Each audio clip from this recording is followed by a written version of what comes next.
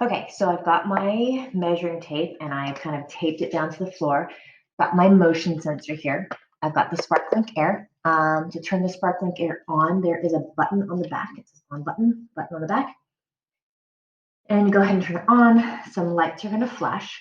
I'm going to go ahead and hardwire my SparkLink Air into my computer because I just don't see Bluetooth because it's always a little temperamental for me. So I plug it in. Computer recognizes it's there, and when I go ahead and plug it in, I get a solid green light. Solid means you're connected, so solid green means you're connected to the computer through the hardwire. A solid blue would mean that you're connected with Bluetooth. So I go ahead and plug in my motion sensor into this, and it doesn't matter which port you plug it into. And I'm going to kind of get that out of the way, and I'm going to go ahead and open up my SparkView app, and I'm going to select sensor data. And when I select sensor data, it knows I have a motion sensor connected to it. If you don't see this motion sensor option here, then just go ahead and unplug it and plug it back in, and it should recognize it. We're going to go ahead and work with the position measurement, and we're going to select right here the graph. Okay. And so when we select that, we get this nice graph here. Position is on our vertical and time is on our horizontal. And you should also notice that your motion sensor begins clicking. Kind of hear that, okay? So you have your little card. You need to take cardstock and kind of tape it on there to give it a bigger surface area to kind of work off of.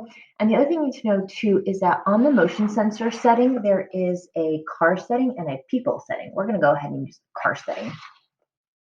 And make sure that this thing can angle up and down. You want to make sure that it is angled straight on to see our car, okay?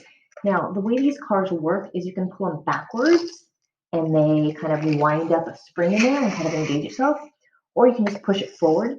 You can't just pull it backward, it just winds up the back wheel. So when I ask you to do a movement of like forward and backwards, you're gonna just go ahead and lift the car up a little bit and move it manually, okay? So I just want to show you what that looks like. I'm going to go ahead and press start, kind of get my car ready here. Press start.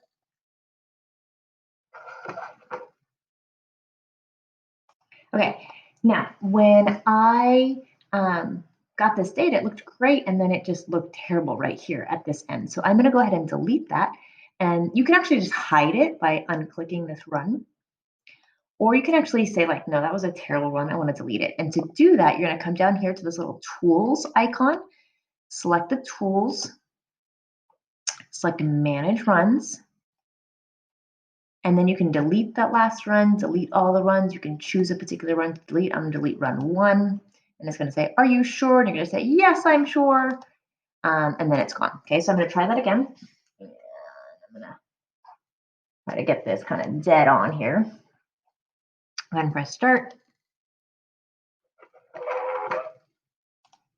Now notice I've got a nice graph, but it's kind of scrunched down here into the bottom. And so if you select this kind of arrow kind of outward key, it's the scale to fit. And if you select that, it gives you a nice zoomed in version of your graph, okay? And let's say you want to do another trial, you want to do it faster. Go ahead and press start. I don't like that run. I'm going to delete it.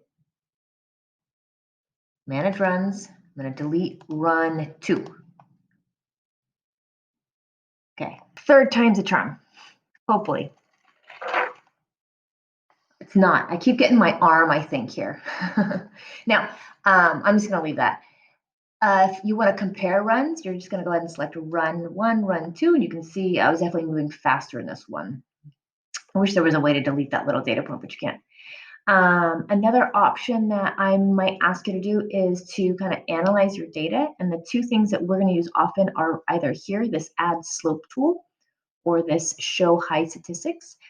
So for this position time graph, if we add the slope tool, you'll see that we can actually get the slope value, and we can move it around and get the slope at any given point. Now this is on my green, my run 2.